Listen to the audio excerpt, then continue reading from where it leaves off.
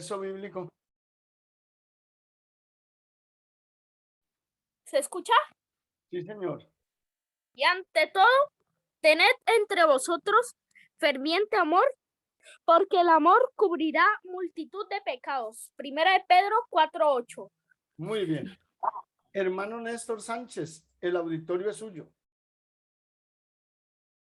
Abra el micrófono.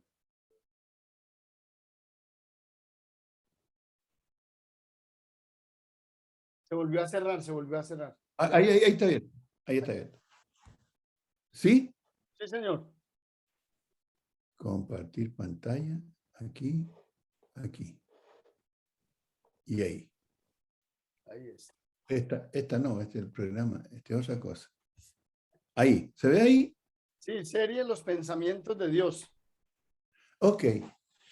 Bien, hermanito, vamos a hablar un poquito de esta cosa porque los pensamientos de Dios exceden a toda la imaginación humana. Esos son los pensamientos de Dios que son de largo alcance. Y algunas veces, y algunas versiones de la Biblia dicen, los planes de Dios no son los planes del hombre, dicen alguna versión de la Biblia. Voy a leer lo que copié de varias versiones. Dice, yo no pienso como piensan ustedes, y es otra versión de la Biblia, ni actúo como ustedes actúan. Y luego dice, mis ideas no son como las de ustedes, mis consejos no son como los vuestros, y mis pensamientos no se parecen a los de ustedes. Así son varias definiciones que dice la palabra de Dios en el texto de Isaías 55, ¿ya? Y 55:8. Me gusta ese versículo porque muchas veces estamos pensando de una manera nosotros en que creemos que todo es lógico, que es correcto, que es lo adecuado, que la conciencia y la moral lo recomienda, pero también muchas veces esos pensamientos que nosotros tenemos no calzan con los pensamientos de Dios.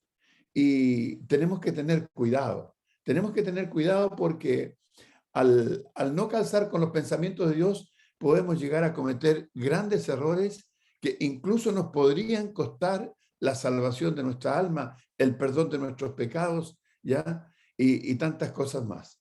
Entonces, voy a leer el texto que dice aquí, porque mis pensamientos no son vuestros pensamientos, ni vuestros caminos, mis caminos, dijo Jehová. Como son más altos los cielos que la tierra, así son mis caminos más altos que vuestros caminos y mis pensamientos más que vuestros pensamientos. Hablando acerca de eso, no voy a hablar de todo lo que dice el versículo anterior, sino que tomé este solamente. Y voy a tomar el verso 6, cuando dice, buscad a Jehová mientras puede ser hallado, llamadle en tanto que está cerca. ¿Ya? Entonces, deberíamos nosotros, los seres humanos, ponernos a nivel con los pensamientos de Dios para que nos fuera bien.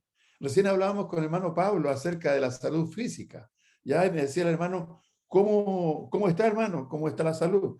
Yo le digo, de acuerdo a la edad, voy a cumplir 70, yo pienso que están bien. O sea, hay algunas cositas por ahí físicamente, pero cuando está bien uno interiormente, entonces lo de afuera también se ayuda. Y él me citaba un texto de la Biblia que dice que lo interior se va renovando de día en día, dice el apóstol Pablo a los Corintios.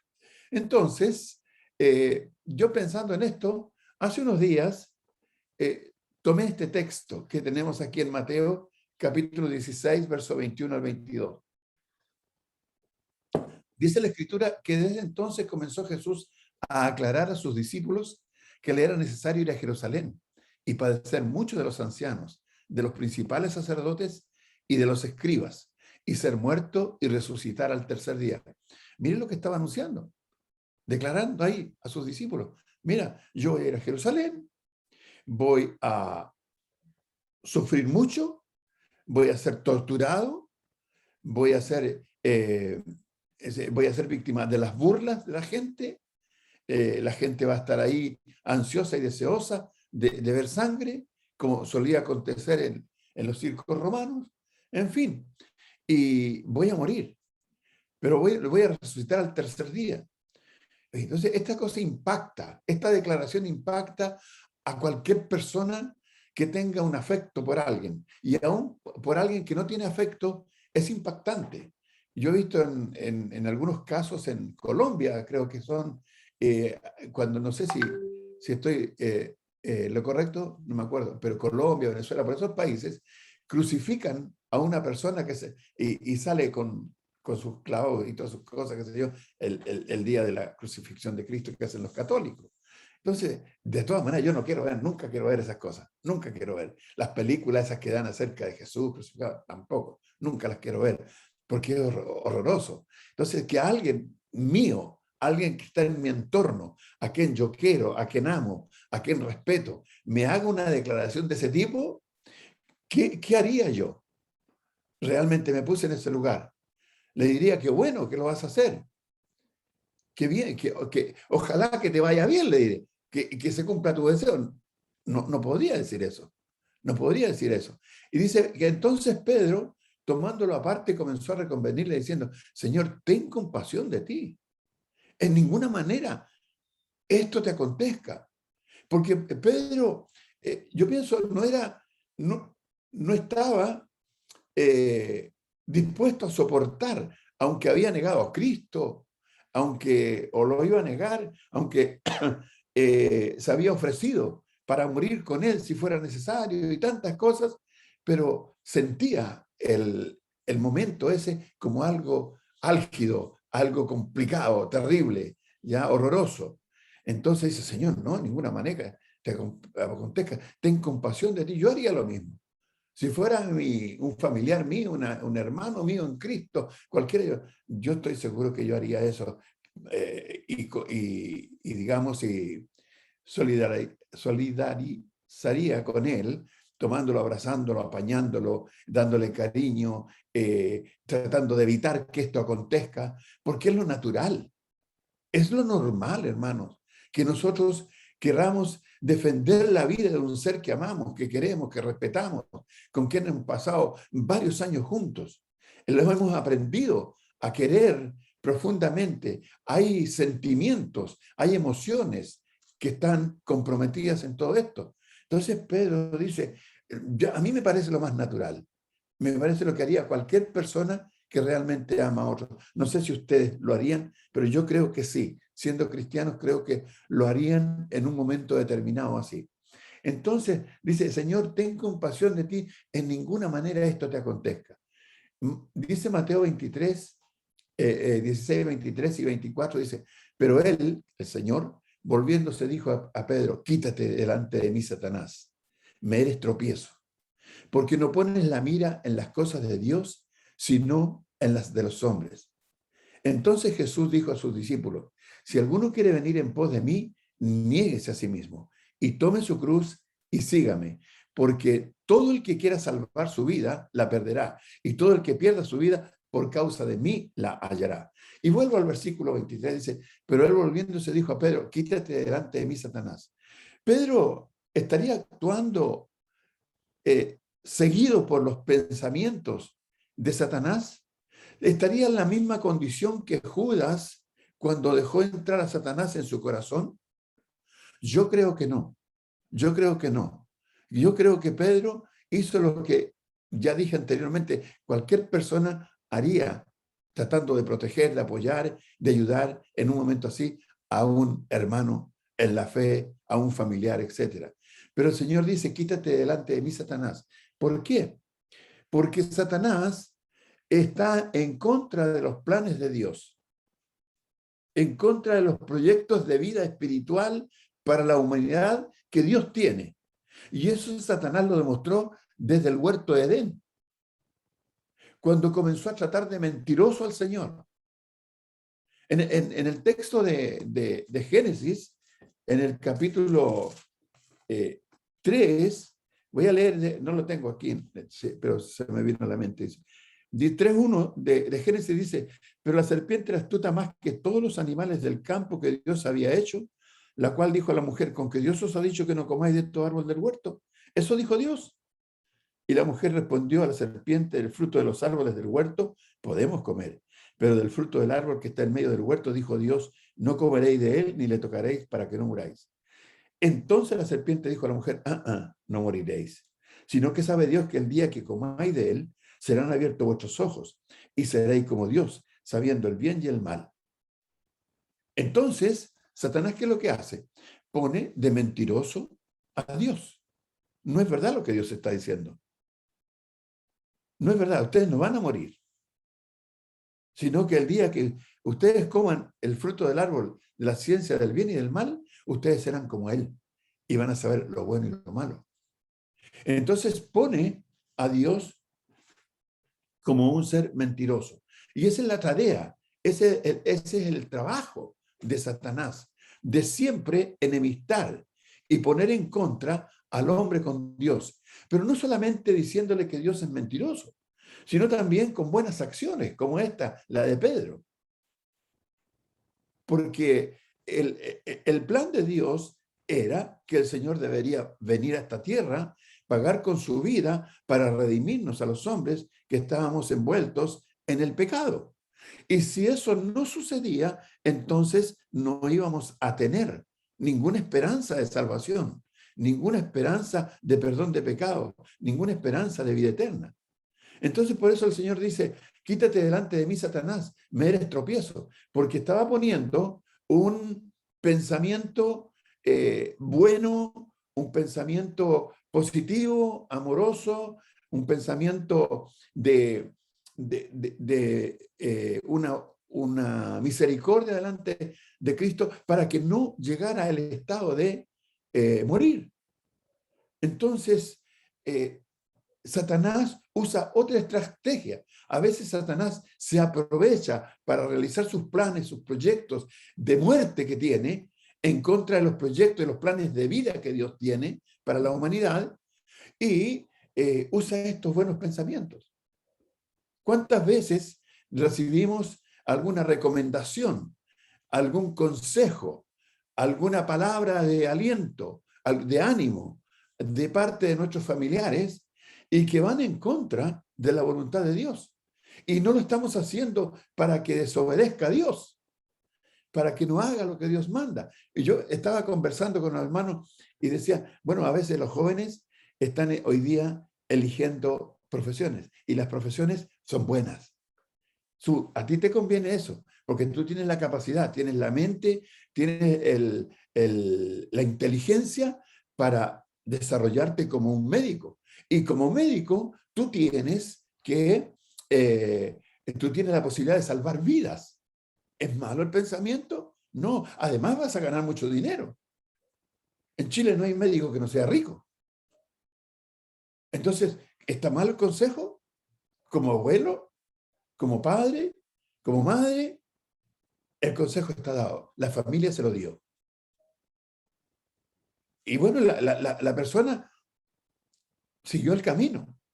Y dice, bueno, a lo mejor voy a estudiar eso, quizás estudie otra cosa, pero estudia medicina. No estoy diciendo que no sean médicos, pero estudia medicina. Pero la medicina sabe que le impide que muchas veces esté sirviendo al Señor el primer día de la semana. ¿Sí? ¿Por qué? Porque hay que hacer turnos y los turnos son obligatorios. Y hay gente que está pasándolo mal, que puede estar enferma, que puede llegar a morir si no tiene el médico, etc. Bueno, entonces, ¿qué pasa? Que esos buenos pensamientos, esos buenos consejos amables, esos planes y esos proyectos de vida que tienen, muchas veces se tornan en proyectos de muerte, porque muchos médicos han dejado de servir a Dios por la causa humana. Entonces, ahí el pensamiento humano no era el pensamiento de Dios.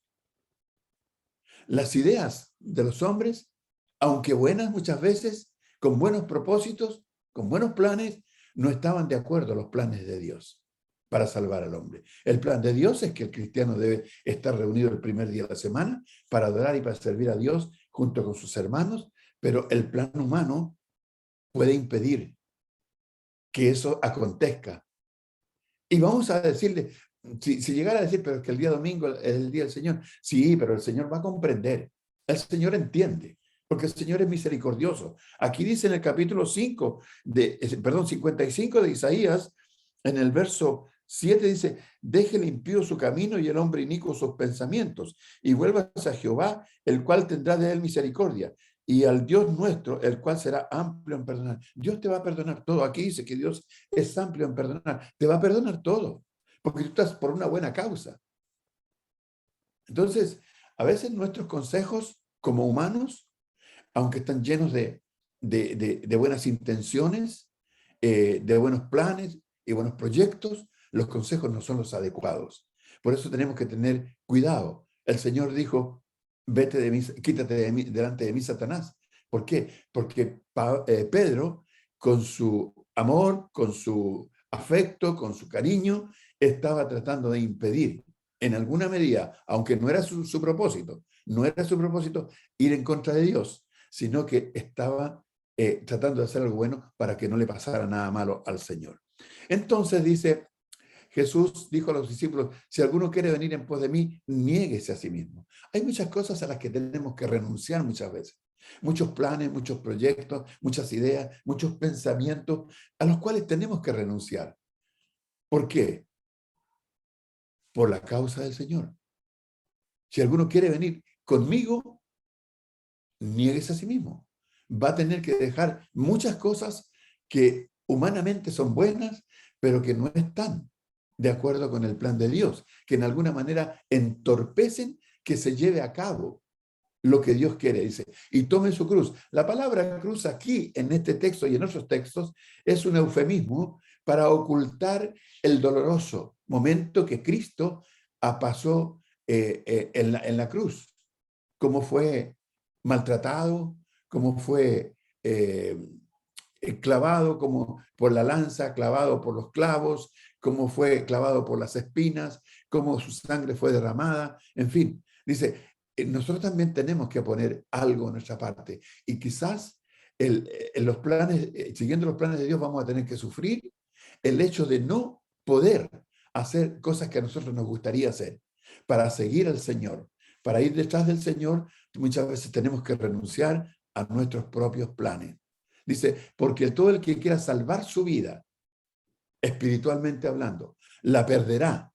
Y todo el que pierda su vida por causa de mí, la hallará. El que pierda su vida física. Ahora, en el capítulo 2, me parece que el verso 10 del libro de Apocalipsis, hermanito, dice lo siguiente. A ver, déjeme ver el capítulo 2, verso 10. Sí, no temas, dice, nada de lo que vas a padecer. He aquí el diablo echará a alguno de vosotros en la cárcel para que seáis probados y tendréis tribulación por 10 días. Sé fiel hasta la muerte y yo te daré la corona de la vida. Y aquí dice, fíjese, sé fiel hasta la muerte y yo te daré la corona de vida. En ese tiempo, los cristianos estaban atravesando por momentos de tribulación. ¿Y a qué me refiero con tribulación? Me refiero con tribulación con respecto al sufrimiento tremendo que estaban atravesando, porque había persecución de parte de los romanos, del imperio, porque pedían el imperio que los cristianos se doblegaran ante el César y lo trataran como Dios y le rindieran culto. Pero los cristianos se resistían a eso. Y por otra parte, los judíos, los judaizantes, estaban persiguiendo a los cristianos porque los cristianos no hacían lo que ellos querían, y fueran a practicar la ley del Antiguo Testamento antes de llegar a ser cristianos. Y así, tantas cosas estaban pasando por ellos. Las mujeres cristianas, muchas veces cuando venían los soldados a tomar los detenidos, eran violadas públicamente delante de sus propios hijos, de sus esposos, por los soldados romanos. Los niños eran maltratados, las niñas eran violadas, los hombres eran tomados y llevados al pozo donde estaban las fieras hambrientas para que los destrozaran. O los llevaban a los hombres, a los cristianos, delante en la arena, le llamaban, unos estadios donde estaba lleno de arena allí, para que lucharan por su vida y solamente con sus manos. Y los cristianos y los hombres con quienes tenían que pelear, los cristianos, eran hombres que estaban presos por crímenes horrorosos, horrendos que habían cometido y estaban ahí presos con una sentencia de por vida. Entonces el imperio les ofrecía la posibilidad de libertar si le traían 4 cabezas de cristianos y las ofrecían al César en el estadio con la gente sedienta de sangre y que celebraba eso. Eso era la tribulación que estaban viviendo los cristianos. Era horrible, era terrible. La palabra tribulación tiene que ver con triturar, triturar. Por ejemplo, cuando se pone el trigo en el molino, ¿qué es lo que produce? ¿Qué es lo que se produce allí? Se produce que el molino comienza a reventar el trigo. Eso se llama triturar, eso se llama tribulación. O cuando se pone la uva en el lagar y se pisa hasta que revienta. Pues bien, los cristianos de aquellos tiempos estaban siendo reventados moral y espiritualmente por el imperio romano, por los judíos que no los querían, en fin. Y toda esa era una obra de Satanás, ¿ya? Entonces, cuando dice el texto, tome su cruz y sígame, porque todo el que quiera salvar su vida, la perderá, y todo el que pierda su vida por causa de mí, la hallará. Esto concuerda con el capítulo 2, verso 10 del libro de Apocalipsis. Dice, hasta dar la vida, si fuera necesario. ¿Pero qué vida? La vida física. Dice el texto, lo voy a leer de nuevo, dice aquí, de 2:10, no temas en nada lo que vas a padecer. He aquí el diablo echará a alguno de vosotros en la cárcel para que seáis probados. ¿Y cuál era la prueba? La prueba es que esta gente, estos cristianos, atravesando por estos momentos tan difíciles, tan complicados, si negaban a Cristo y aceptaban al César, entonces se probaba ante Dios que no eran fieles. Pero si rechazaban el ofrecimiento del César de adorarlo en lugar de Cristo y alababan a Cristo públicamente, entonces Dios probaba. Y ellos le probaban a Dios que eran fieles a Dios. Mire dónde estaban entre la espada y la pared. Y dice el texto, ser fiel hasta la muerte. ¿Hasta qué muerte? ¿Hasta de viejito? Cuando ya no dé más la vida, como dice el capítulo 12 del libro de Eclesiastés. ¿No? Hasta si dar la vida fuera necesario por la causa de Cristo. Ese es el contexto de esto. Y yo, dice, te daré la corona de la vida. ¿Queremos la corona de la vida? Pues va a haber que renunciar a muchas cosas, muchos planes. Va a haber que dejar de lado muchos pensamientos. Que aunque de repente los cristianos dicen, bueno, Señor, tenía que salvar a mi esposa, tenía que salvar a mis hijos. Y lo más fácil era,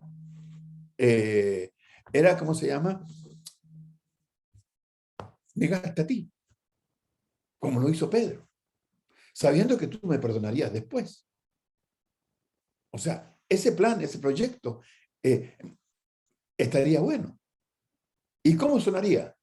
Ah, un plan de misericordia. ¿Pero era lo que Dios esperaba? No. Entonces, acontecen estas cosas a veces en nuestra vida y que realmente las hacemos porque no miramos primero lo de arriba. Dice Colosenses 3:1-4, dice, si pues habéis resucitado con Cristo, cuando resucitamos, cuando morimos en las aguas del bautismo al pecado y nacemos a una vida nueva. Dice, buscar las cosas de arriba, buscarla. Y aquí hay un imperativo. No se dice buscarla, la encontré ya, listo, se acabó. No, sino que una búsqueda permanente. Una búsqueda permanente. Buscar las cosas de arriba, las cosas de Dios, donde está Cristo sentado a la diestra de Dios. Buscar esas cosas, buscarlas, hallarlas y seguir buscando y seguir hallándolas y estando presentes y teniéndolas en tu mente día por día. Eso es la idea. Dice el verso 2, poned la mira en las cosas de arriba, no en las de la tierra. A veces nuestros planes son, como ya he dicho varias veces, son muy bonitos, son muy buenos, tienen un arreglo así amoroso para proteger, para hacer el bien, pero resulta que no están de acuerdo con las cosas de arriba, con las cosas de Dios. No están de acuerdo, porque no hemos mirado hacia Dios preguntándole qué es lo que Él quiere. ¿Cómo van nuestros planes con los de Dios? Señor, ¿estás de acuerdo conmigo? ¿Estoy de acuerdo con lo que estoy pensando, con lo que tú quieres que yo haga? Entonces hay un trabajo que hacer ahí diariamente. ¿Qué hizo Pedro? ¿Estaba mirando las cosas de arriba en ese momento? Cuando dijo, en ninguna manera te acontezca esto, Señor, ten piedad de ti, ten compasión. ¿Estaba mirando las cosas de arriba o estaba mirando las cosas humanas? Yo creo que estaba mirando las cosas humanas, como lo haríamos nosotros. Dice el verso 3, porque habéis muerto y vuestra vida está escondida con Cristo en Dios. Ahí está escondida, está protegida. Cuando Cristo vuestra vida se manifieste, entonces vosotros también seréis manifestados con Él en gloria. Entonces, aquí hay todo un trabajo que tenemos que hacer todos los días en cada una de las cosas que pensamos, las decisiones que tomamos, que a veces son trascendentales en nuestra vida, ¿ya? Y que deben ir de acuerdo con lo que Dios quiere. A veces pensamos rápidamente como pensó Pedro, ¿ya? Y tomamos las decisiones porque no le vemos nada malo, pero porque también no hemos consultado a Dios. Dice 1 Corintios 15, 13 al 15, dice, porque si no hay resurrección de muertos, tampoco Cristo resucitó. Alguna gente dentro de los Corintios decía que no había resurrección de muertos. Si hubiese pasado lo que Pedro quiso que pasara en ese momento, que el Señor no fuera a la muerte, que no sufriera lo que iba a sufrir, claro, no hubiese habido resurrección de muertos, porque el Señor no habría resucitado. Tenía que morir primero, ser sepultado y luego resucitar, como dice el texto en 15, verso 1 al 4. Entonces, dice, y si Cristo no resucitó, vana es entonces nuestra predicación, vana es también vuestra fe. O sea, esta columna de cosas que vienen más abajo, ¿ya? No hubiesen sucedido. Si no hay resurrección, la predicación es vacía. Y nuestra fe es una fe muerta. Dice, y somos hallados falsos testigos de Dios, porque hemos testificado de Dios que Él resucitó a Cristo, al cual no resucitó si en verdad los muertos no resucitan. Y se hablaba de eso. Entonces, de la resurrección. Entonces, Cristo era esencial que Él fuera, de acuerdo al plan de Dios, a sufrir y que muriera en la cruz para que pagara con su vida con nuestros pecados y que luego fuera sepultado y resucitara para que nosotros tuviéramos la esperanza de morir, sepultar los pecados y resucitar también espiritualmente. Es esencial. Entonces, a veces los planes nuestros no concuerdan con los planes de Dios, nuestros pensamientos no concuerdan con los pensamientos de Dios. Y no digo que no estoy hablando de malos pensamientos, porque yo creo que Pedro no tenía un mal pensamiento humanamente hablando. ¿Ya? Dice, entonces, dice el verso 15, y somos hallados falsos testigos de Dios, porque hemos testificado de Dios que Él resucitó a Cristo, el cual no resucitó, si en verdad los muertos no resucitan. ¿Verdad que hay muchas cosas que deben pasar? Dice, verso 16 al 18, porque si los muertos no resucitan, tampoco Cristo resucitó. Y si Cristo no resucitó, vuestra fe es vana, aún estáis en vuestros pecados. Todavía estaríamos en los pecados si hubiese pasado lo que Pedro pensaba hacer. Entonces también los que durmieron en Cristo perecieron, o sea, ninguna esperanza. Hay tantas cosas que podríamos tocar aquí, pero el tiempo no es un buen amigo en este momento, porque después tengo que ir a la otra plataforma. Entonces, hay, como hemos mostrado, pensamientos que no son correctos a veces. Dicen, si en esta vida solamente esperamos en Cristo, somos los más dignos de conmiseración de todos los hombres. Mas ahora Cristo ha resucitado a los muertos, primicia de los que durmieron es hecho. Qué bueno que se hizo el plan de Dios y que Cristo no escuchó a Pedro. Gracias a Dios que Cristo no escuchó a Pedro y siguió el plan divino y no el plan humano, que era más compatible con lo que Satanás querría, que Cristo no fuera seguramente a la muerte, porque Satanás dice, bueno, si va a la muerte, por ahí hay resurrección. Y el que va a morir voy a ser yo. Y voy a morir 2 veces, ya estoy fuera de la comunión con Dios desde el huerto del Edén y ahora otra vez. Entonces, el plan de Dios es perfecto, el plan de Dios es único, el plan de Dios es necesario. Es necesario, cuando digo que es necesario, estoy diciendo que hace falta para que nosotros tengamos vida. Y cuando nosotros estamos haciendo planes, tenemos que compararlo con el plan de Dios y someternos al plan de Dios con nuestros planes para que podamos tener vida, porque eso es, Dios es necesario en nuestra vida. Dios no tiene sustitutos. Dios no es irreemplazable, perdón, Dios es irreemplazable, es insustituible. Usted puede poner las cosas importantes aquí, las más importantes, y luego las necesarias. Pero Dios no está en las cosas importantes, ni las cosas de Dios tampoco. Y no están las cosas más importantes porque estas se pueden sustituir, se pueden reemplazar una con otra. Pero lo necesario, lo que hace falta para vivir, el alma, el espíritu, no se puede sustituir. Porque Dios no es insustituible, es irreemplazable. El plan divino es único, es exclusivo para la salvación del alma. Y por eso debemos hacer lo mismo nosotros, poner a Dios en primer lugar en nuestras vidas y entender que Dios no es importante y Dios no es más importante.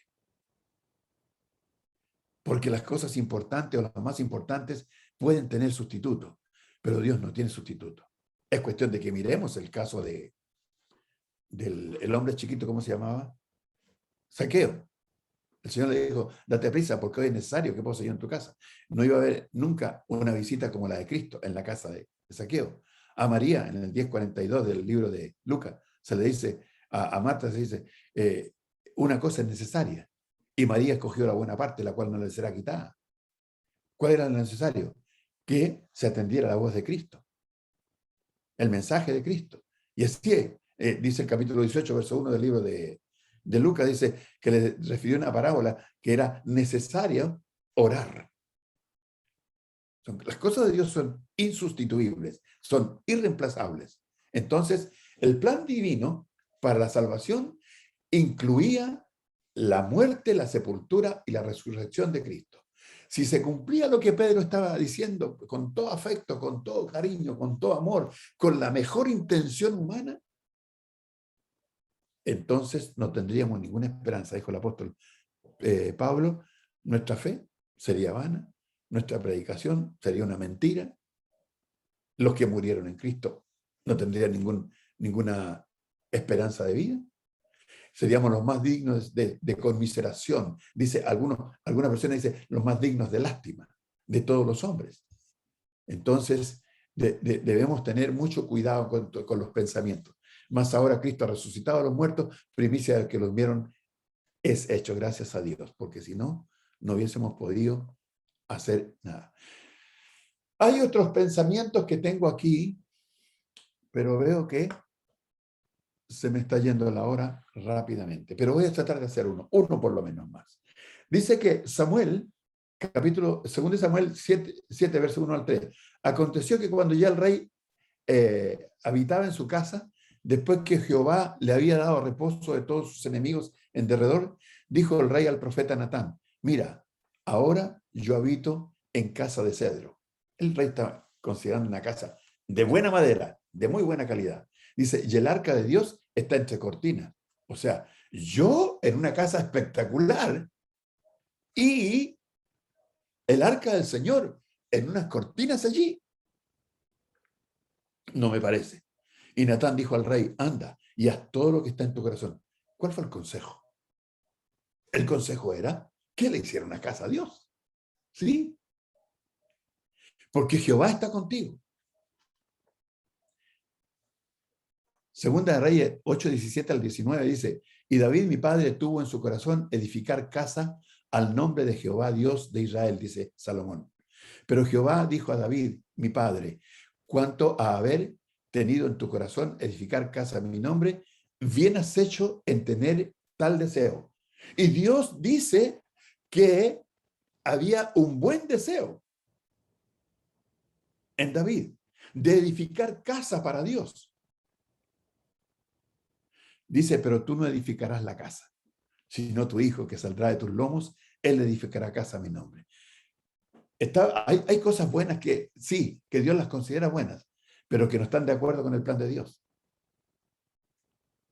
Y aquí hay una de esas. Podríamos ahondar más de eso, pero la verdad que se nos va a ir el tiempo. Dice Segunda de Reyes 5, 9 al 11. Este es otro caso, dice. Y vino Naamán con sus caballos y con su carro y se paró a las puertas de la casa de Eliseo. Entonces Eliseo le envió un mensajero diciendo, ve y lávate 7 veces en el Jordán y tu carne se te restaurará y serás limpio. Este general sirio estaba lleno de lepra. Había recibido la mujer de él un anuncio de parte de una mujer israelita, ¿ya? Que fuera donde el profeta de Dios y que el profeta de Dios le sanaría. Pero el hombre viene con cartas del rey sirio y todo, ¿ya?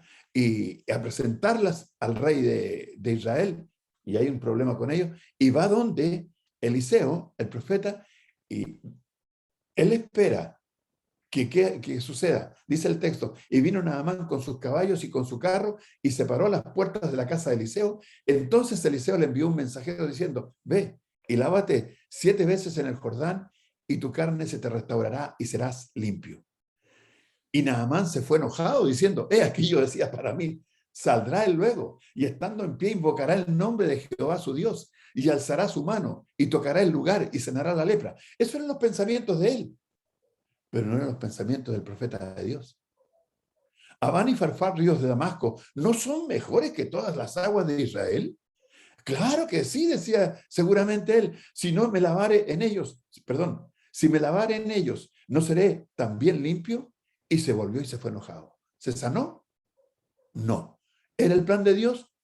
No era el plan de Dios. Muchos planes que tenemos, muchos proyectos en la vida, muchas decisiones que tomamos, en muchas ocasiones no van de acuerdo con Dios, aunque sean muy buenas. Me queda muy claro y me gustaría ahondar en el plan de Dios con David para edificar casa, porque Dios dijo que sí, que había tenido un buen pensamiento, pero no era de acuerdo al pensamiento de Dios. Por eso el texto dice, porque mis pensamientos no son vuestros pensamientos, ni vuestros caminos, mis caminos, dijo Jehová. Como son más altos los cielos que la tierra, así son mis caminos más altos que vuestros caminos y mis pensamientos más que vuestros pensamientos. Hermanos, hermanitas, los pensamientos de Dios exceden toda la imaginación humana. Ojalá tengamos siempre, antes de hacer planes, la decisión de poner nuestros planes en las manos de Dios, a ver si concuerdan. No sea que estemos haciendo algo que no agrade a Dios realmente. Hasta aquí que puedo llegar. Gracias, hermanito, que Dios les bendiga. Y voy a dejar de participar esto. Ya. Hermanito Pablo. Sí, señor. Entonemos este himno que dice: al Calvario solo Jesús ascendió, llevando pesada cruz, y al morir en ella el mortal dejó un fanal de gloriosa luz. Jesús solo me guiará, Jesús solo me guiará a mi hogar de paz y eterno amor. Jesús solo me guiará.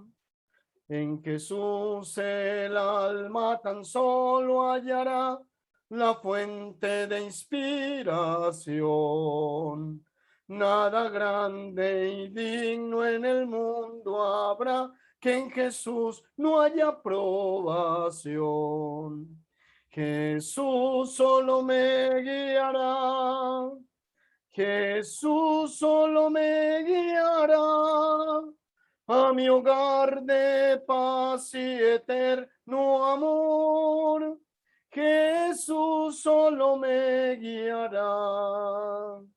Yo por él ya voy a mi hogar celestial, el rumbo marcando está. En mi oscura vida será el fanal y a su luz mi alma siempre irá. Jesús solo me guiará.